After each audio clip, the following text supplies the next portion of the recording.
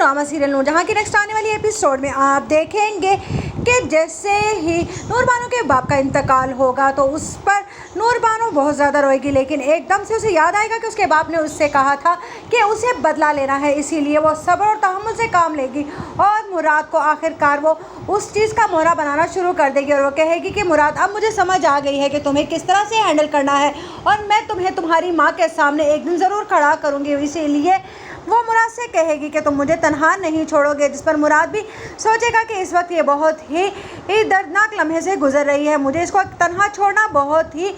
बुरा होगा। इधर जब कहेगी नूरजहां मुराद से घर वापस आने को तो उस वक्त साफ साफ इनकार कर देगा मुराद और कहेगा कि मुझे अभी आपके साथ नहीं जाना क्योंकि नूरबानो तन्हा हो जाएगी। लेकिन इन नूरजहां के कहने के बावजूद वो उनकी बात नहीं मानेगा और बात को टाल देगा। इधर सफीना बहुत ज़्यादा खुश होगी कि मुझे लगता है कि जो काम मैं करना चाहती थी वो नूरबानो करेगी और अब इस घर पर नूरजहां नहीं बल्कि नूरबानो का राज होगा। इस बात को लेकर सफीना इधर बहुत ज़्यादा खुश होगी।